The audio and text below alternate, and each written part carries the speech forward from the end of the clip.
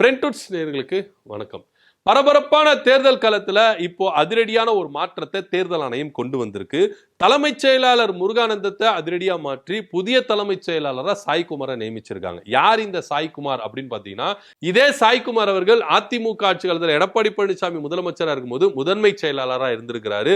அது மாத்திரம் இல்லாம பல துறைகள்ல இவர் என்ன பண்ணிருக்காரு, இயக்குனராகவும் செயலாளராகவும் என்ன பண்ணிருக்காரு, அங்க வகித்திருக்கிறாரு, ஐஏஎஸ் இருந்திருக்கிறாரு அப்படின்றதுல எந்தவித மாற்று கருத்தும் இல்லை.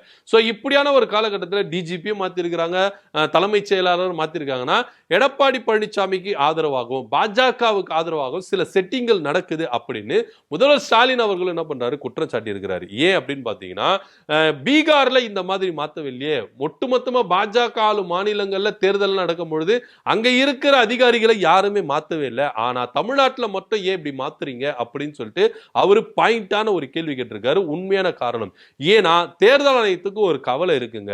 பாஜகவுக்கு களத்துல இறங்கி அவங்களுக்கு பிரச்சாரம் பண்ண முடியல, பிரச்சாரம் செய்ய முடியல. அதனால அந்த குறைய போக்கணும்னா அதிகாரிகளை மாத்தி பாஜகவுக்கும் அதிமுகவுக்கும் ஃபேவரான ஆட்களை கொண்டு வராங்க அப்படின்ற ஒரு குற்றச்சாட்டையும் முதலமைச்சர் ஸ்டாலின் அவர்கள் முன்வைக்கிறாரு.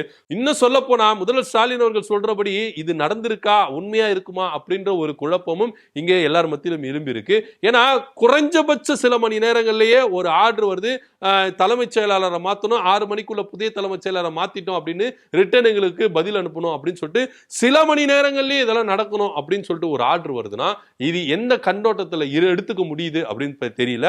ஆக மொத்த பாஜகவுக்கு தேர்தல் ஆணையம் ரொம்ப ஆதரவா இருக்கு அப்படின்னு தொடர்ந்து எதிர்க்கட்சி தலைவர் ராகுல் காந்தி அவர்கள் சொல்லிக்கிட்டு இருந்தாலும் தமிழ்நாட்டிலும் அப்படியேப்பட்ட வேலைகள் நடக்கும்.